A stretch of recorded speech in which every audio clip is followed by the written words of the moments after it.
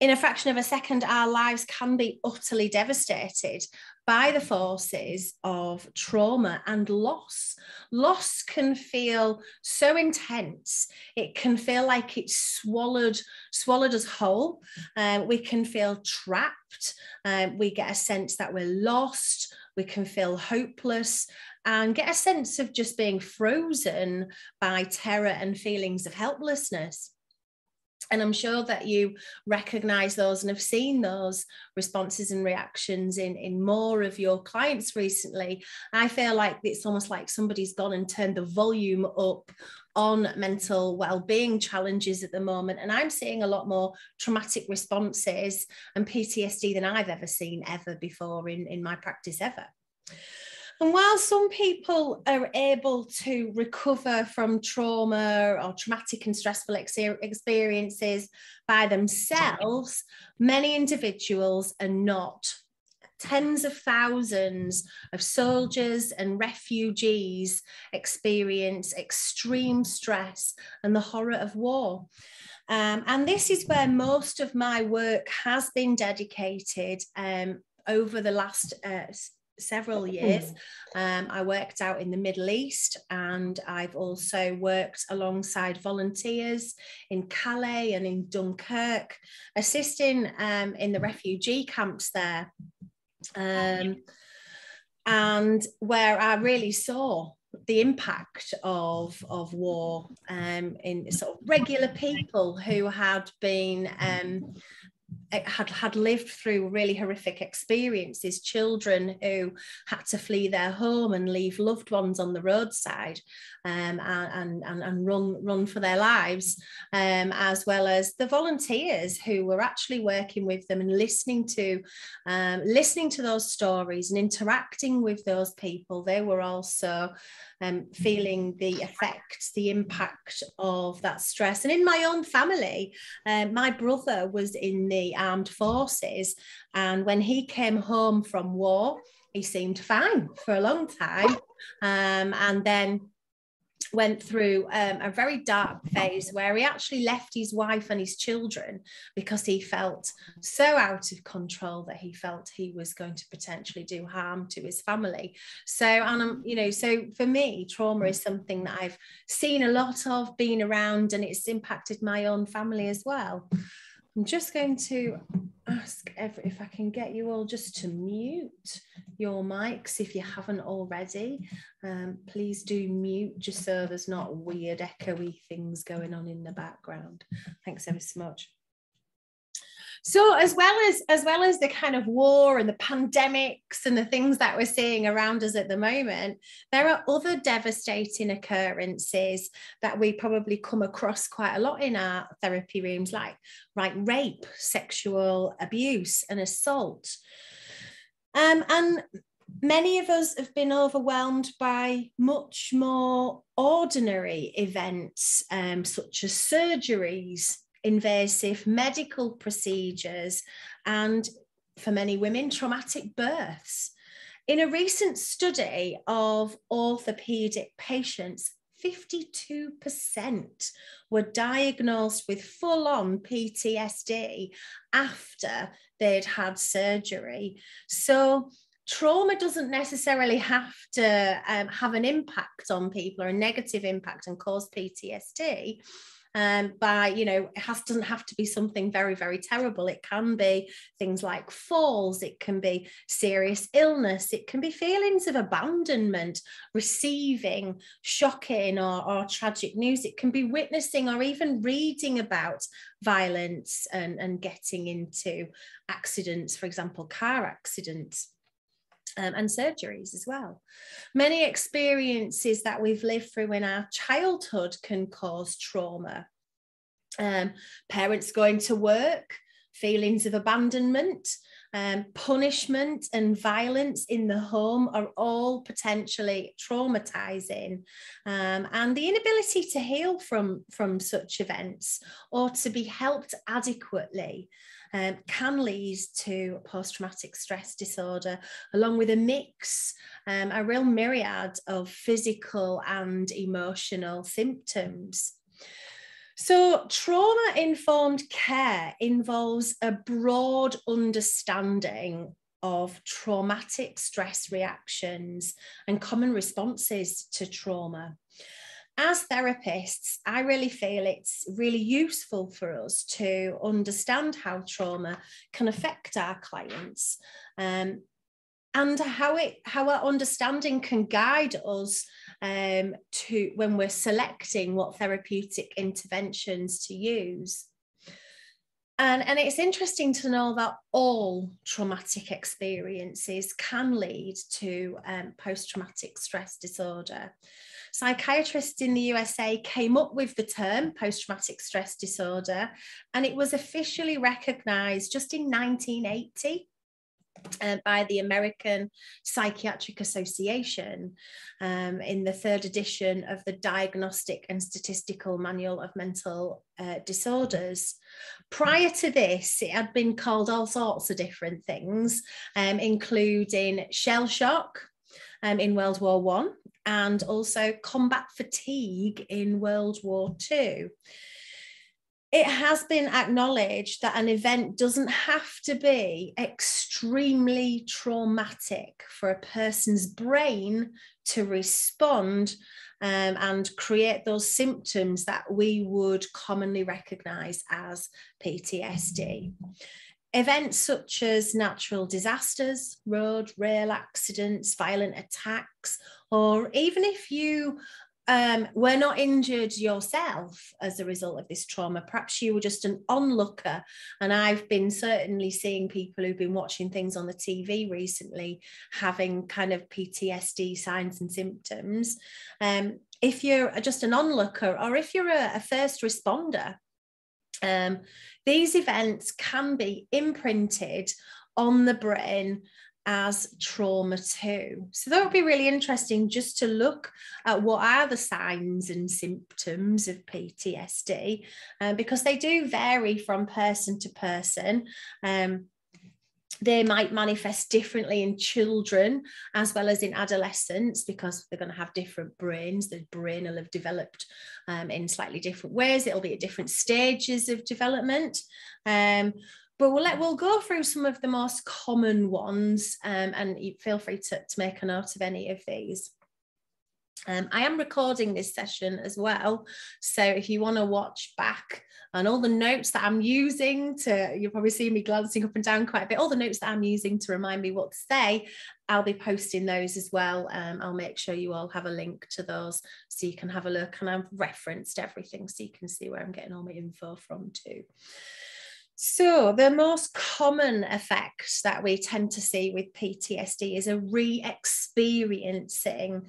And this is where the person vividly relives part of a traumatic event. These moments of reliving, they're involuntary, they're unwanted, they're intrusive, and can cause overwhelm, massive overwhelm. And they come in the form of flashbacks. They can manifest as nightmares, repetitive and distressing situations, repetitive images, repetitive sounds, physical sensations, and they can manifest as pain as well. You might find your clients get quite sweaty, they feel nauseous, or they may even tremble as well. There's also avoidance and feelings of numbing or blocking out. Emotional avoidance is very commonly a reaction to trauma. A definition of avoidance is actions designed to prevent the occurrence of uncomfortable emotions such as fear, sadness, guilt, and shame. It may be that your clients are avoiding certain places, certain people, or certain activities. Sometimes it can be a piece of music or a smell that just takes them back to that moment, and they're reliving those fractions or those moments of those traumatic memories, those reliving, those seeing again or experiencing again that traumatic event. And sometimes even just talking about it can really sort of bring back that incident again. Avoidance is quite useful. If you can avoid having any of those reactions, that's quite a good thing, but it's a short-term relief. It's not really getting to the solution, and it may actually exacerbate the symptoms of PTSD in the long run, because we're not dealing with the continuous fight or flight response that's being triggered inside the brain, and the brain could be continuing to be damaged. There's often hyperarousal. A person with PTSD often experiences heightened anxiety due to heightened sensitivity to external stimuli and events. Just any sound, smell, physical contact can cause that a response, a negative response, an unwanted response or a reaction, because our clients tend to live in a state of increased sympathetic activation of the nervous system, and it can manifest just as like a mild frustration that's just there all the time. It can be irritability, angry outbursts. It can have an impact on sleep. Certainly has an impact on our clients' ability to concentrate. That hypervigilance, being on high alert all the time, muscle tension, increased pain sensitivity, increased cardiac output, a heightened startle response, just jumping at the least little bit thing, shallow and rapid breathing, and of course, flashbacks. It's exhausting to live in that kind of a state all the time. So there are other issues that relate to trauma, usually as a result of unresolved trauma, a bit of a knock-on effect, if you like, to the mental and physical functions of the body. Not surprisingly, depression, anxiety disorders and phobias, but substance misuse as well. You know, people reaching for substances so that they can feel a sense of calm, a sense of peace, so that they're looking for anything to help them cope through that situation. Eating disorders, eating issues are common, self-harming, chest pains, stomach and bowel issues. We quite often see sort of IBS coming up, migraines, dizziness and vertigo. If we're seeing these conditions in our therapy room, it's probably a good idea to dig a bit deeper and find out if a traumatic event is at the root of these responses, reactions and behaviours. I thought it would be a good idea to have a go at explaining to you today a little bit about what's actually happening in the brain when people experience traumatic events.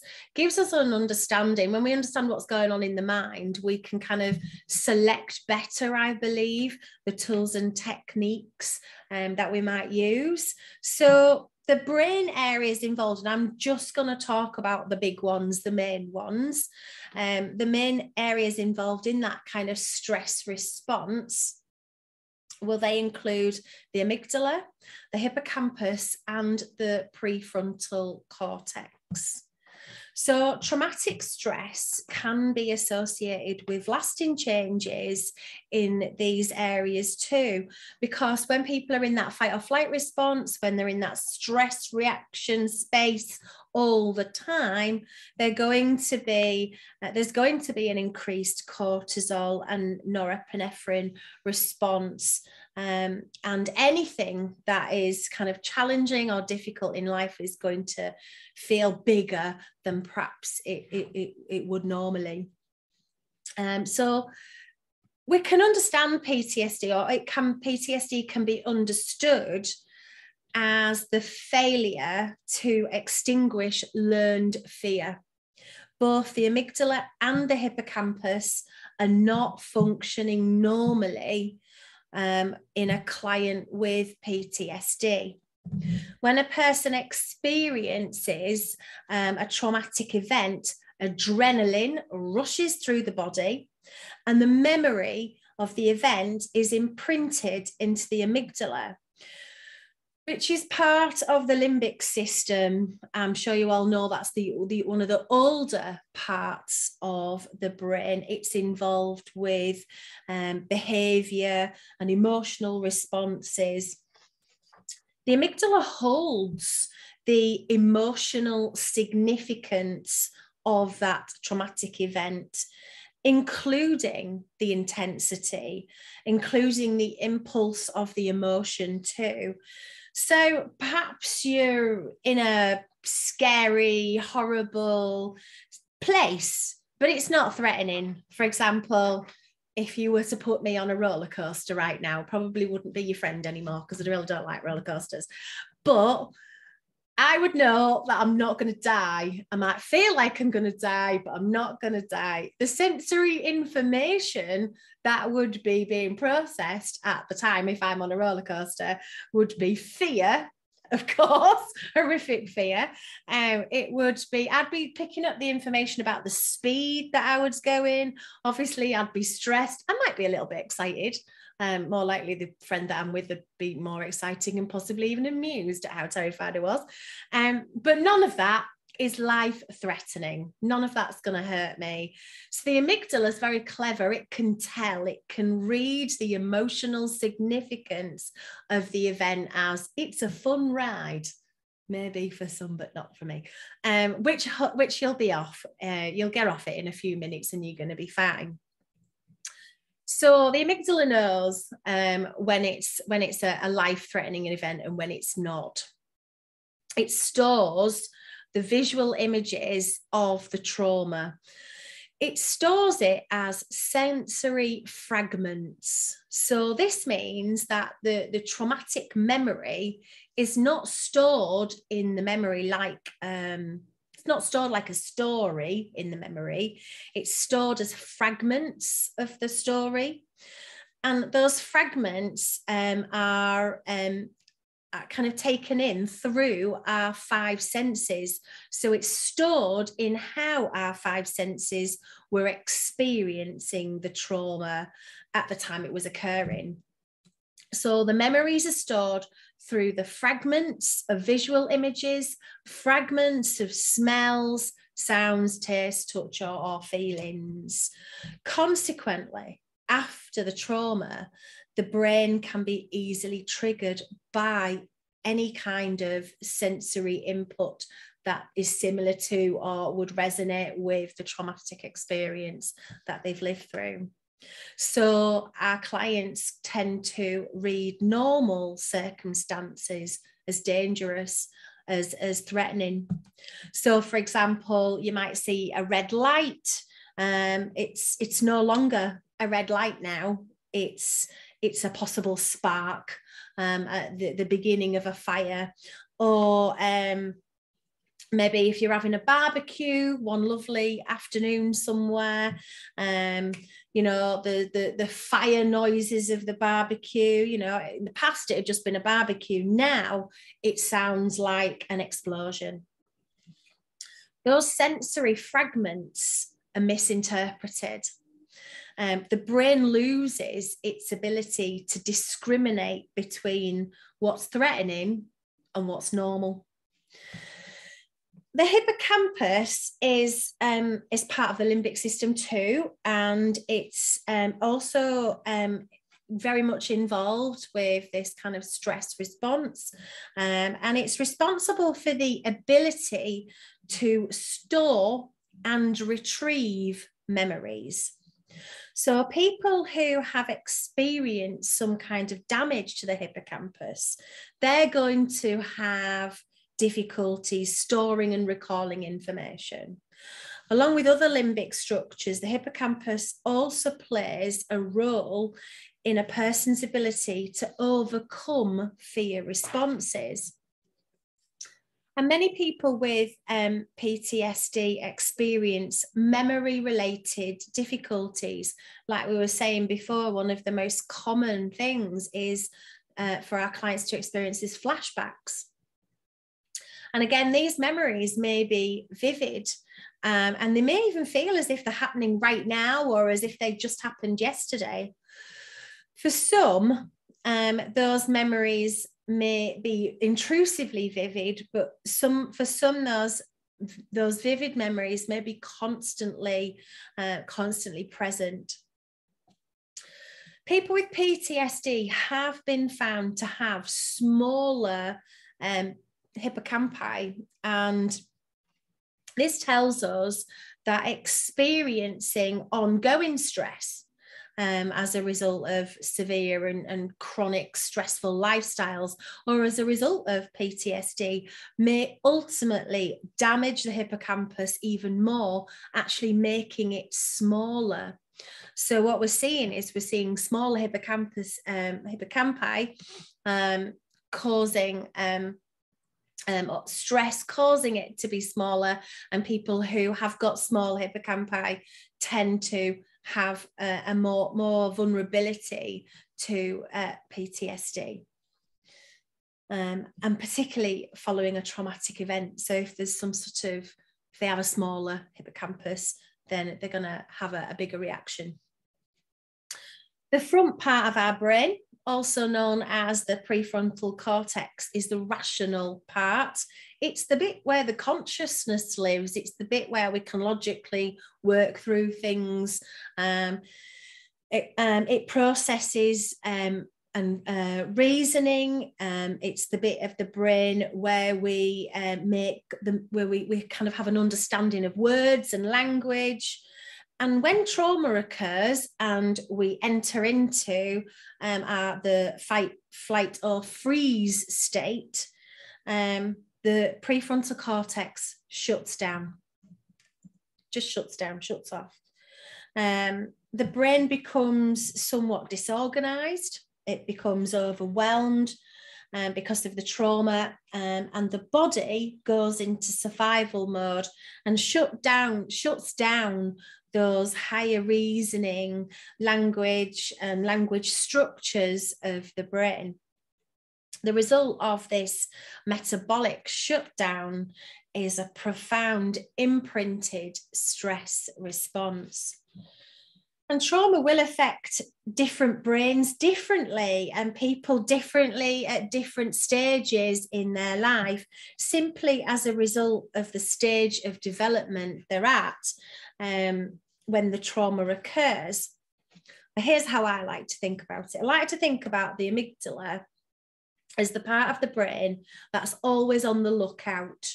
During a traumatic event, the amygdala takes in more information. So it's a bit like, your amygdala is always on the lookout. It's always having a look around. And then it kind of like, when you smell smoke and you go, what's that? What's going on? I can smell smoke. What's happening? It's like the amygdala starts to take in more information from the environment.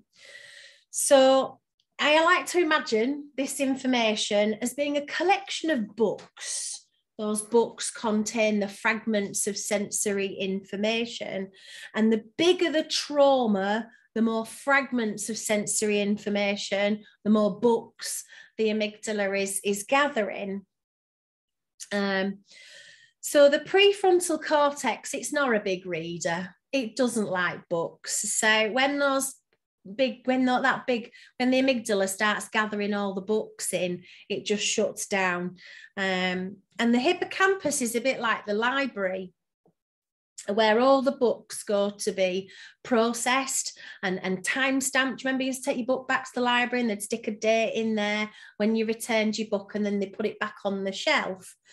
So it's I see the hippocampus a bit like a library, and when the amygdala takes the book to the library, it's a normal day. It just stamps the book. That's a useful piece of information. That's a useful fragment that I'm going to then put on the shelf, and that might modify or moderate how I behave or respond or react. But when there's trauma, And of course, that's where if you want to borrow a book and find out some information, you can also go to the library, and Hippocampus will lend you a book as well. So I see the Hippocampus as a library where the books go to be processed, time-stamped, stored, but can also be recalled when necessary. So when the amygdala shows up with this massive pile of books, the hippocampus simply can't process. It can't timestamp all those fragments of sensory information, all those books. Like hippocampus is like, no, not happening. I am so sorry. I am not paid to do this. And so they just leave all those books just sitting on the counter.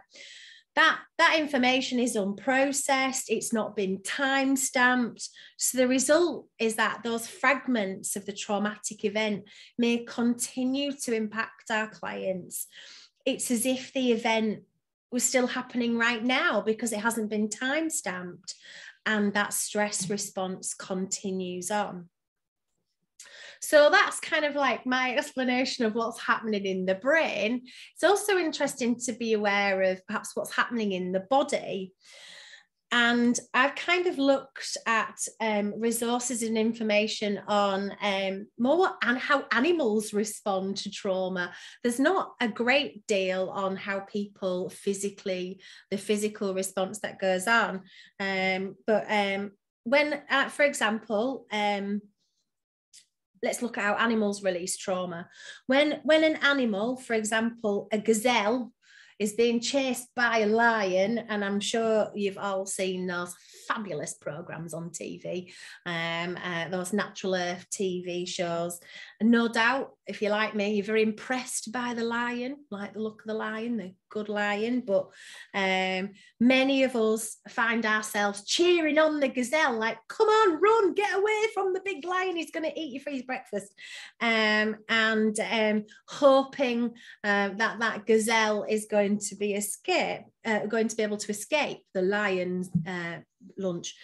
If the gazelle is lucky and does escape, what we see afterwards, what we'll notice is that the gazelle shakes, quakes, it tremors, and it's this tremoring, it's this shaking that brings the gazelle's body back into balance, back to homeostasis.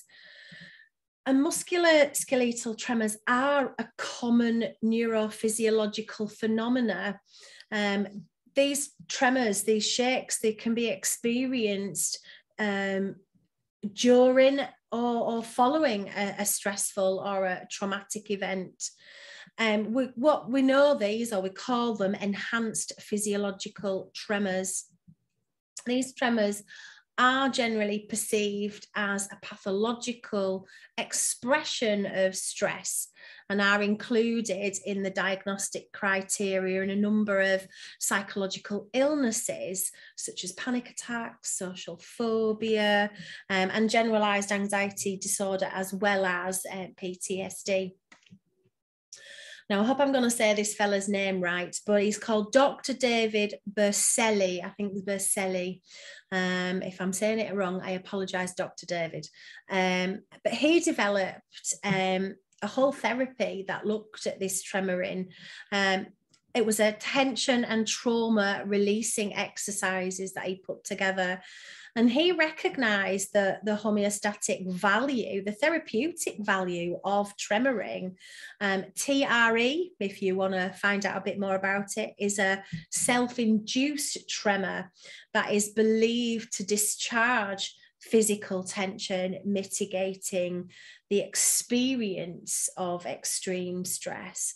And Dr. David Berceli noticed that children in extremely stressful situations, he actually studied children who were in bomb shelters, in war situations, they naturally shake and tremor when they're frightened, when they're afraid, or when they're having a traumatic experience. And some adults do tremor too. However, shaking and quaking and tremoring is not something that's particularly sociably acceptable.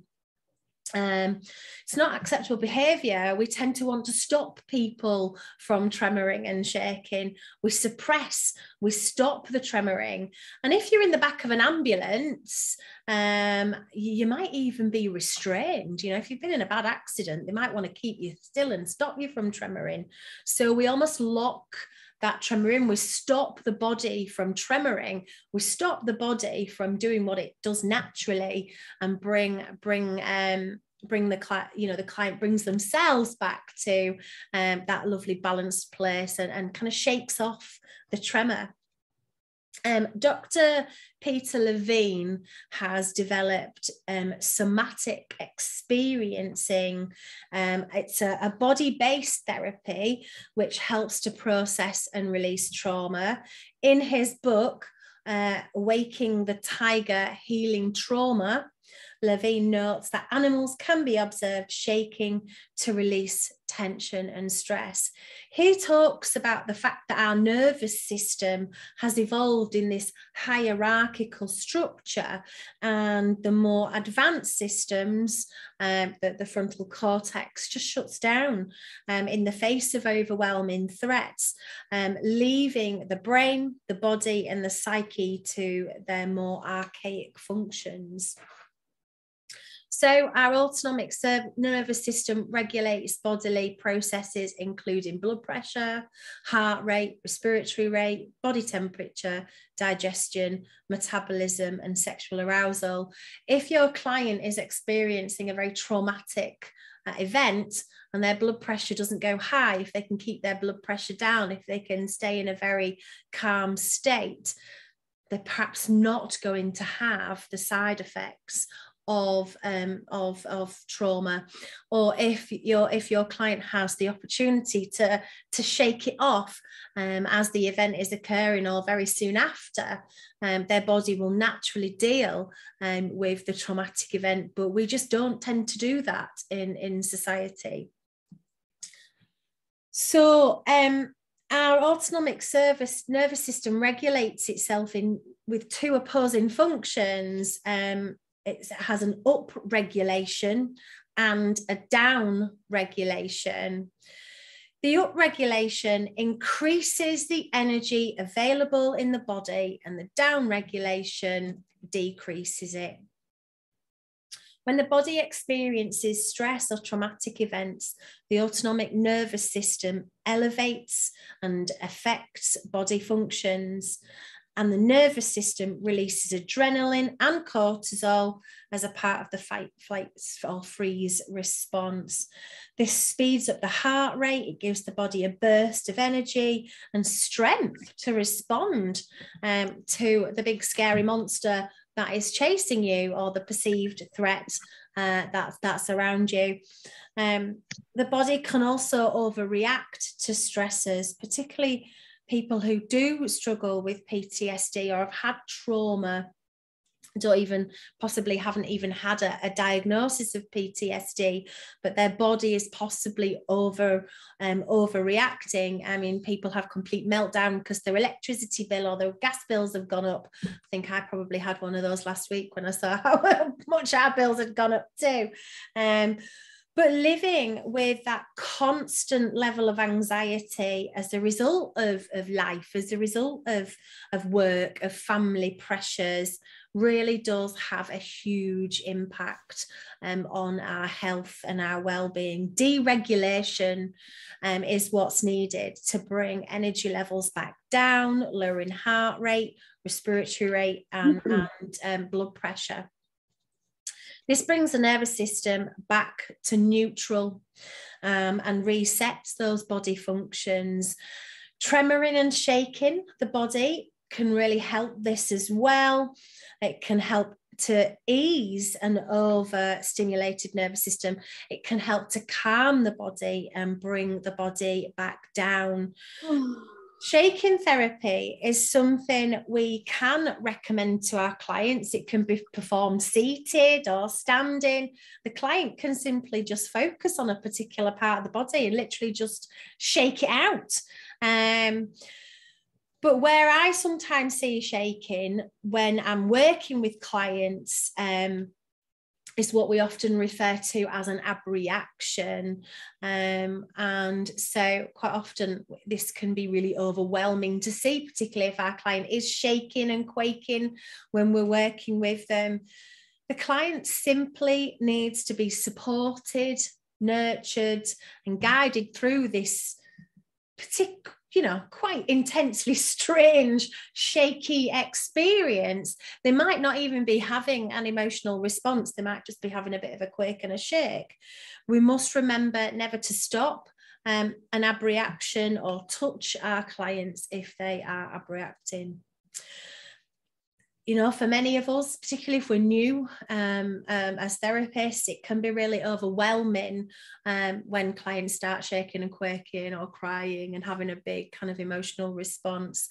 So what I recommend is that you have a bit of a laminated what to do in a case of an abreaction sheet next to you, a good old-fashioned laminated bit of paper, you can't go wrong, with some lovely, just generic, supportive, nurturing, direct and indirect suggestions that you can grab so that you can, as a therapist, maintain a very calm, nurturing disposition to guide your clients through this really beneficial experience. And then after the abreaction has subsided, using a combination of direct and indirect suggestions to reinforce the positive benefits of the experience that they have just had.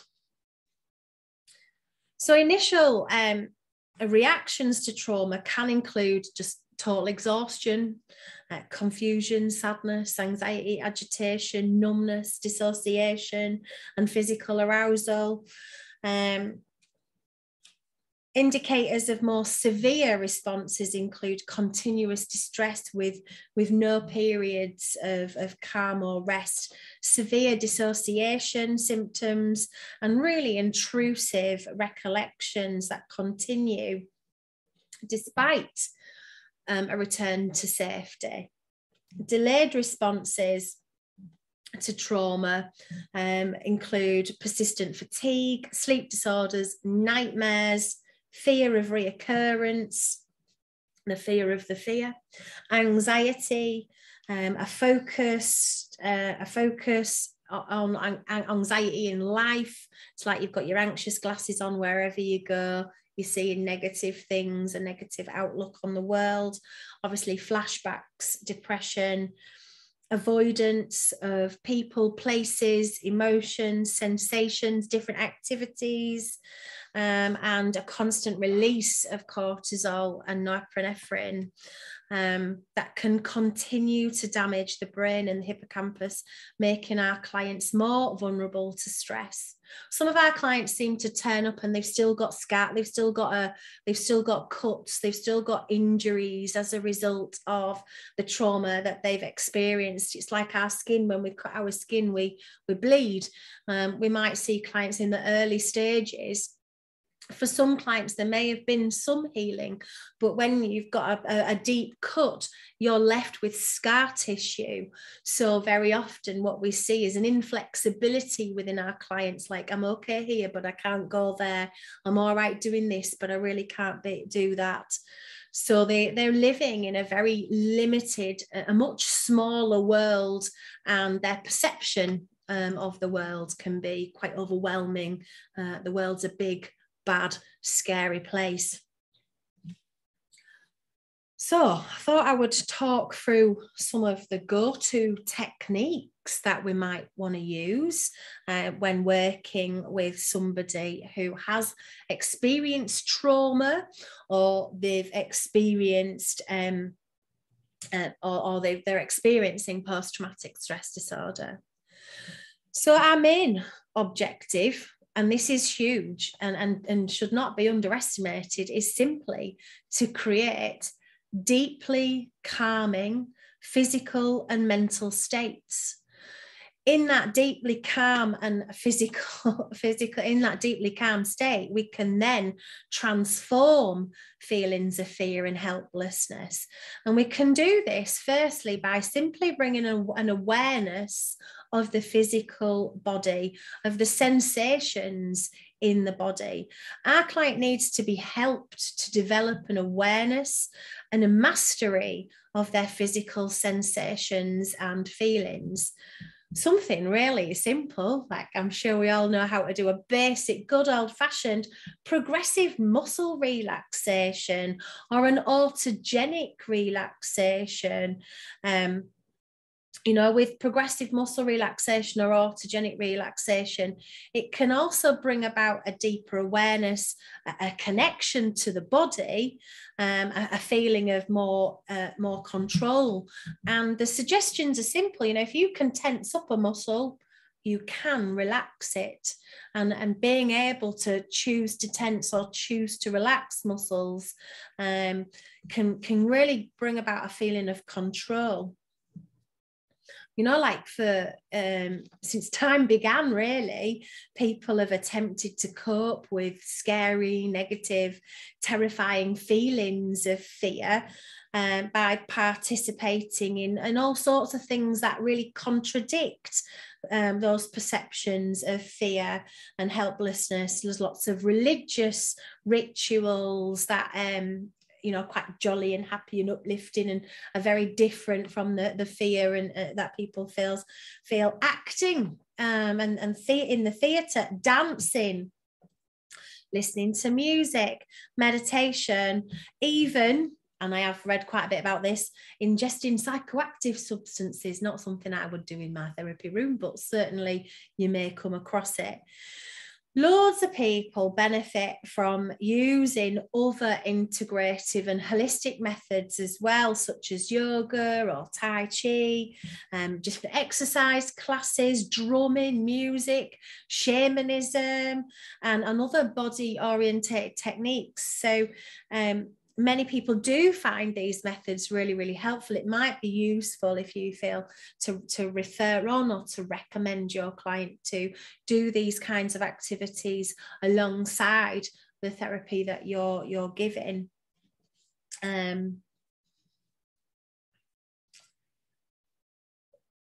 All of these methods are really helpful, but they are quite non-specific and they don't deal with the core physiological mechanisms and processes that do allow humans to transform terrifying, overwhelming experiences and heal.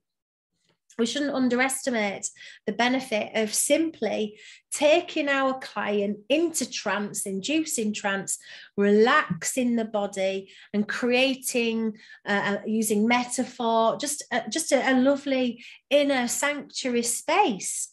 During hypnosis, the amygdala is less active, and this contributes to the changes in the autonomic nervous system. The body goes into parasympathetic dominance. Your heart rate slows down, your breathing slows down, your blood pressure drops, and this produces and sustains the experience of relaxation that we really want to install within our clients. Hypnosis is wonderful for anyone who's experienced trauma, simply because trance is going to quieten the bits that need to be quietened and activate the bits of the brain that need to be activated. The relaxation that occurs really helps the mind, it helps the brain to process thoughts, to process behaviors. It triggers the emotional processing. When in trance, the hippocampus is able to process heightened information. They get a couple of extra librarians in and they all start stamping books and sticking them on the shelf. You know, so if you've got a client who's got information overload, if they've got a really busy mind, if they've experienced shock or trauma, just being in trance, being in a calm and relaxed place can really help our clients to regulate their emotions, to process memories and information, So just by being in trance, can really help reduce disassociation following traumatic events as well. So just being in trance is great. Progressive muscle relaxation, autogenic relaxation, just those really simple techniques that we've all used for years are really good for people with who've experienced trauma. Couple of cautions and contraindications. You know, PTSD does often go undiagnosed by loads of people, but particularly by the medical profession and even in the psychological community. We might be the people who spot it. We might be the first ones to recognise it. You know, common examples of undiagnosed people with PTSD can be adults who perhaps as children grew up in a family environment or had parents that were violent or alcoholic, or they lived in a home where there was lots of yelling and fighting, or they experienced lots of bullying at school or at home. Perhaps a person who was physically, emotionally, or even sexually abused in their formative years, but they've probably just grown up and have grown up with the symptoms of PTSD, having never really done anything about it, having never really having anything diagnosed. What we know is that hypnotherapy is an evidence-based treatment that can effectively treat the symptoms as well as the underlying causes. And hypnotherapy is just an amazing, powerful intervention because of the similarity between being in trance and the hypnotic phenomena that occurs when clients have PTSD. Hypnotherapy can provide controlled access to memories that otherwise might be just kept out of our consciousness.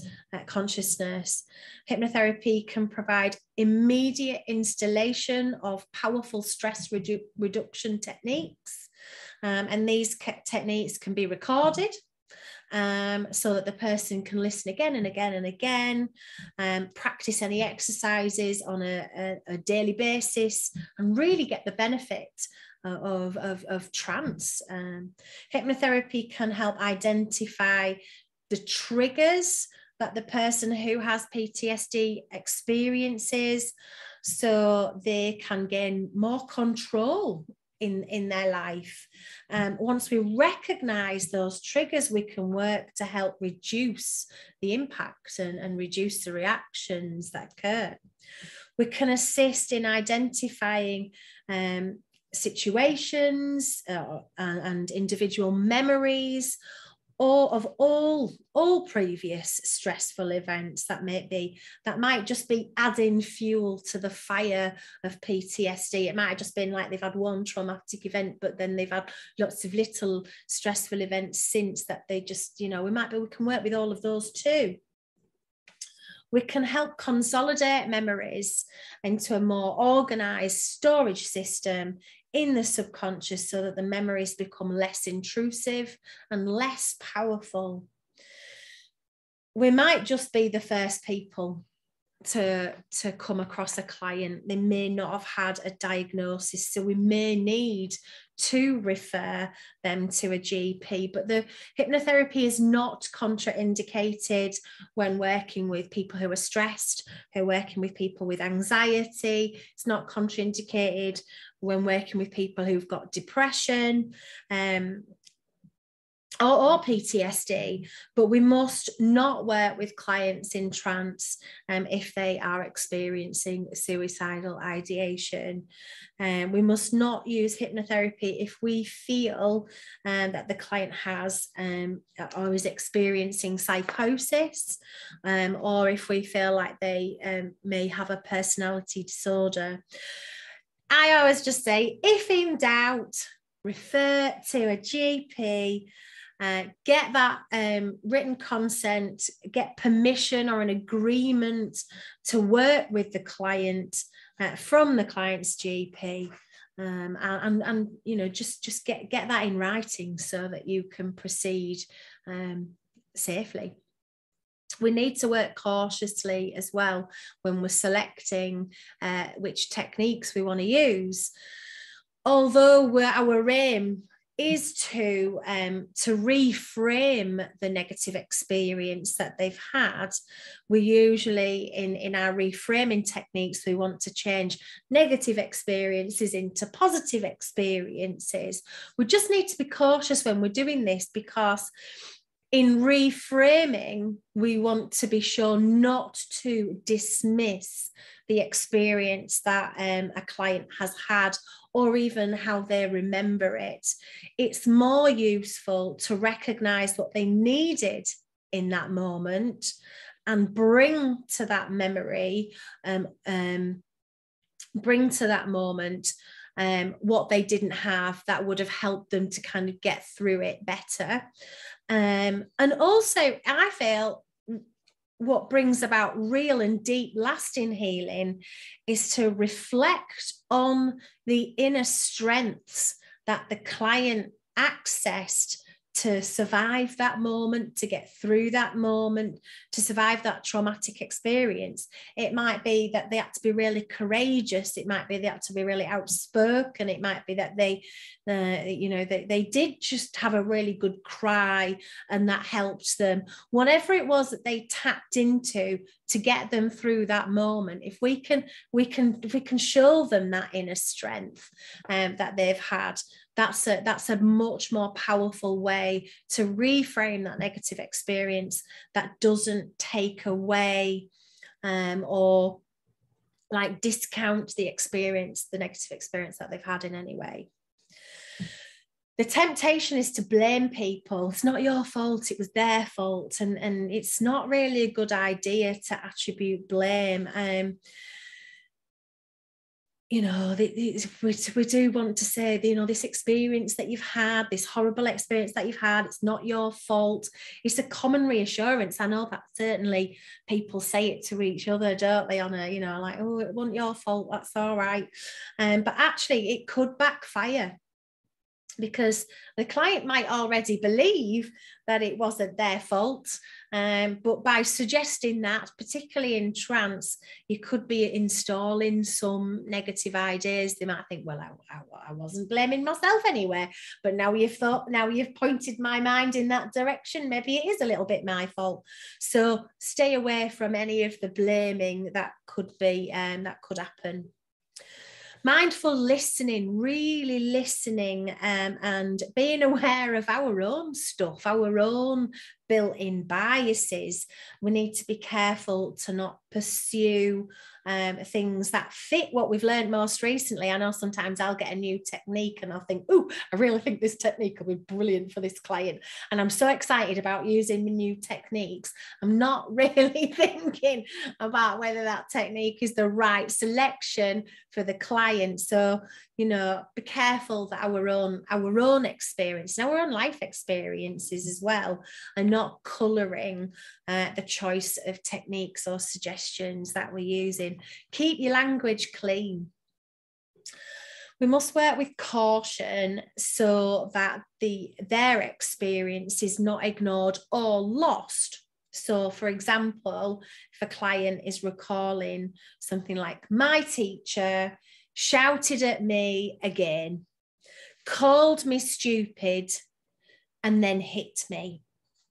Well, we've got several emergent themes here. We've got the teacher, the fact that the teacher shouted, the fact that it wasn't the first time that the teacher shouted, and then we've got the name calling.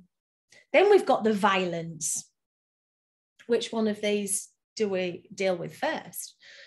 So we need to address all of the issues and all of the fractions, the little parts of what's occurred as well. And I guess this is my own personal reflection, having worked with women in refugee camps who are not able to go to the bathroom for a pee on a night time because they're scared of sexual assault. Quite often when we're working with clients who've had really horrific experiences, we want to avoid talking about the uncomfortable stuff, and we can work quite content-free with many of our techniques.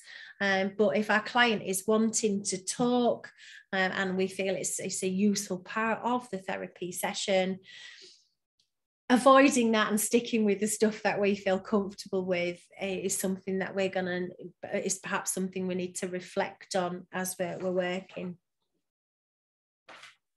So if there has been physical or emotional symptoms, there's almost certainly an underlying set of emotions that need to be discharged. We can't erase and shouldn't erase the traumatic events that a post-traumatic stress disorder sufferer has witnessed or has been subjected to, but we can make it easier for a person to live with the memory of those events, and we can actually help them to see that those events have created the person who they are now. We can help them to see the strengths that are within themselves, and they can almost then see this negative experience as a gift. I can't talk about blessings because they're a lesson and a blessing. So if we can get our clients to a place where they're experiencing the blessings of these traumatic events, I think that's when we've got real healing. I love hypnosis because it is such a gentle tool, but it's really powerful. We can change the way that the memory has been stored. We can certainly change the way that it affects the body. We can give a voice to the lost parts of the self, the parts that have perhaps been hidden away, that have been told to shut up, those shameful thoughts and feelings, or those feelings that have been shrouded in negativity, just as a means, a way to survive. So while in trance, we can guide our clients to experience the moment that when their view turned negative, and we can begin to change distorted beliefs and reclaim the parts of their personality that have been lost. So one of our primary goals in treatment is to restore that sense of self, to restore the self, to bring the different parts of the ego back together, some of which have been suffering for a really long time. So I love a good metaphor. I like the broken jar metaphor. I'm sure you know about the broken jar metaphor, but in Japan, when a jar has been broken, they take the pieces of the jar and they put the jar back together with gold. And those broken bits are now stronger. They've become more resilient. There's so many ways we could use that metaphor to help restore physical, emotional, mental, and even spiritual balance to the body, to help the client visualize a happier, healthier future, a happier, healthier, more joyful life.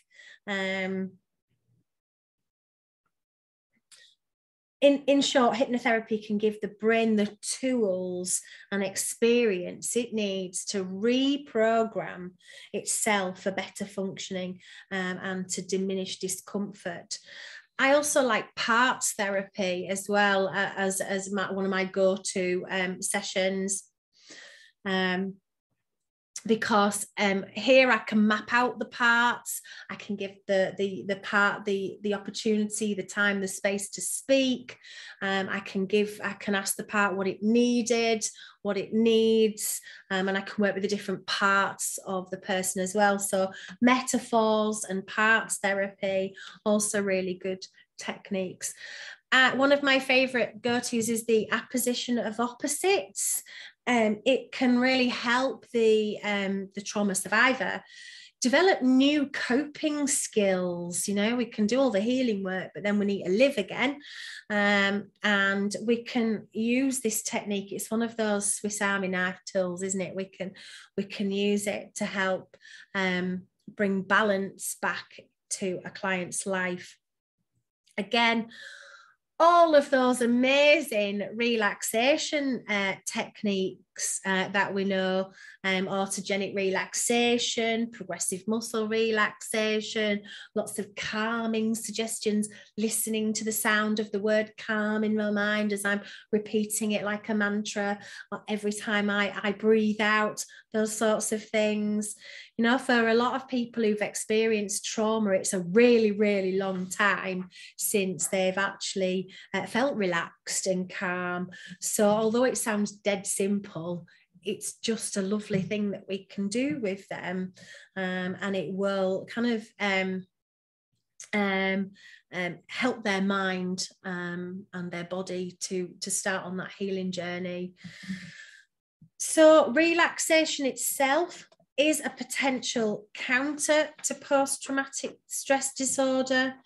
And I like to kind of work in 3 phases when I'm working with clients. And the 3 phases are impact, post-disaster, and recovery. So let's look a little bit more at impact. Some people are having to jump off. Thank you for coming. I am recording this so you can catch up on the bits you've missed later. So it's important to make the trauma or the PTSD sufferer feel safe, reduce the severity of the symptoms, and increase inner resources by boosting self-esteem and confidence. The aim really is to improve emotion regulation, increase tolerance to distress, achieve a calm state of mindfulness with a greater feeling of control over their body. We enable clients to take control over their inner dissociation, so that dissociation only happens when the person wants it to, for healing purposes, and generally to change behaviour or how they react to other stresses in their lives. And secondly, once we've achieved that, we move to phase 2, the post-disaster phase. And this allows for re-evaluation or a reappraisal of traumatic memories. Now, the success of this particular phase does depend on the willingness of the subconscious mind to be able to tolerate the discomfort of reviewing the memories. And it may take a few weeks until we get to a place where we feel it's okay for the subconscious, so it's okay for the subconscious mind.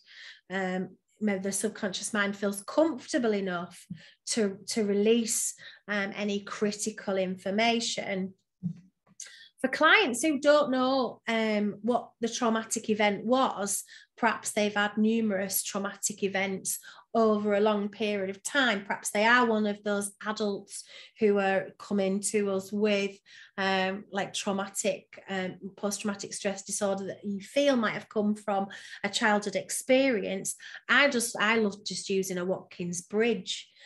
Following the emotion, following the stress responses, following the physical sensations, following the negative internal voice, allowing the subconscious to guide us back to the root cause, to the moment it all began, really. Perhaps a specific moment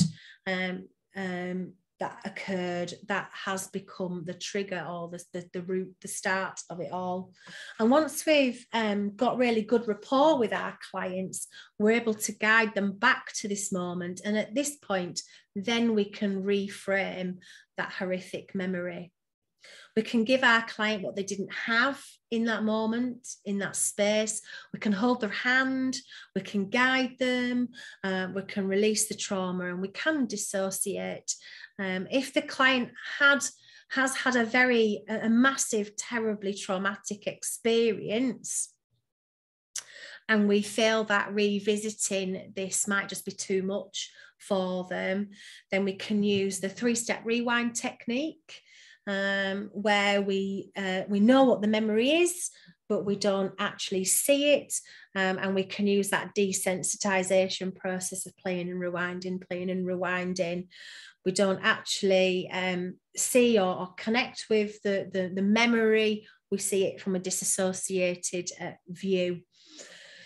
And then phase 3, we're getting into recovery here. So this is where the aim is to apply new knowledge and new insights, new knowledge about their inner strengths, something that they've learned from that experience, and bring balance and calm into their lives. So our toolbox really is direct suggestion, great for relieving anxiety and panic attacks, and helping reduce negative behaviours around post-traumatic stress, ego strengthening techniques.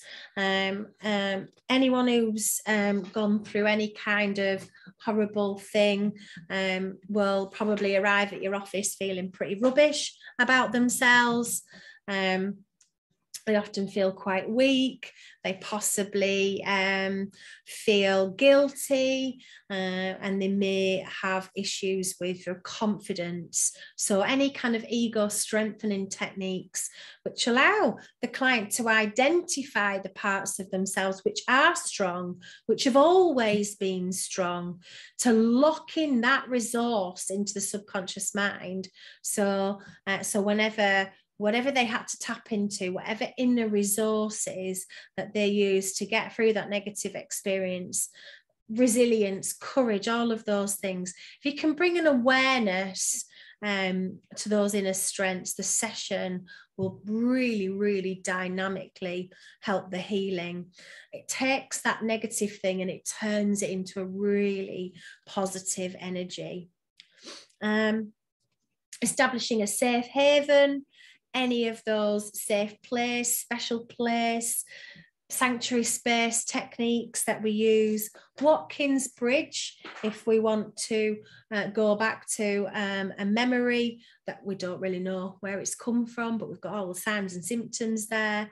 And obviously rewind therapy, if we feel it's going to be too much for them. The cinema technique.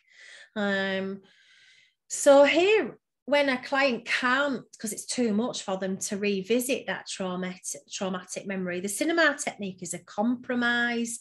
It's a really good compromise. It kind of shields the client. It provides like a protective shield that we can put in place, so that we can then we get the client to remember the traumatic event or events that have been maybe played out in their dreams or that are present in flashbacks. And we can desensitize them to the impact of that. They can be told to fast forward it in reverse. It can be presented initially as black and white and grainy, and then eventually we can get the client more acquainted with the memory.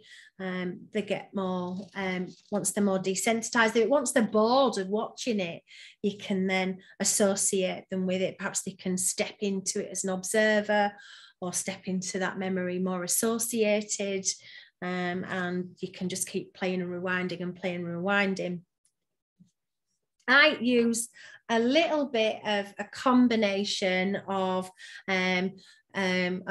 techniques, and I call it the mobile phone technique, where I get the client to imagine that they're watching themselves watching the traumatic event on a phone. It's a small screen, so it keeps it nice and safe, and then When they're bored of playing and rewinding that video, they can then move that video to an archive and create a new video of themselves living in the way that they desire to live, relaxed, calm, free, in control.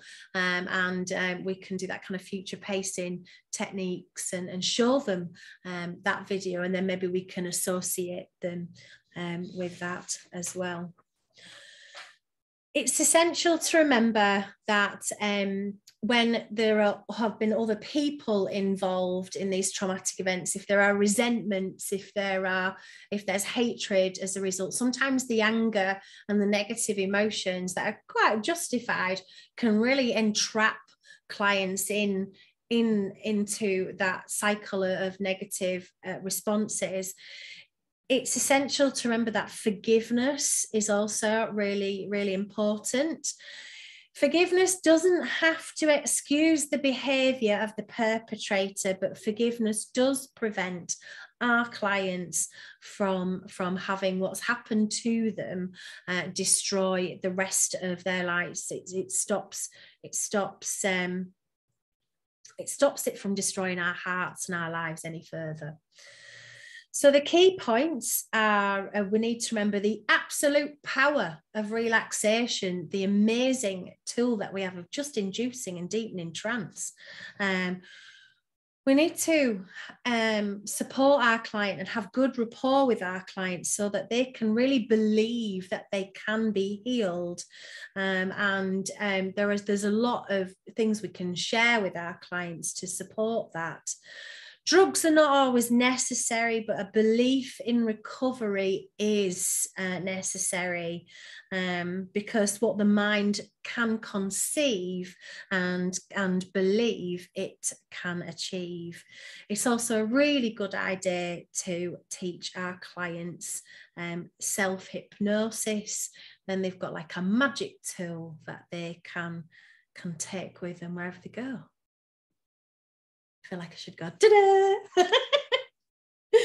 I hope that was useful. I did think I might have some questions, but I think there's so many people on the call.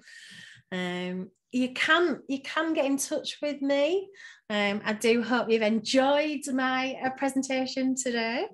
Thank you all for coming. It's just been lovely to have so many new faces on my screen today.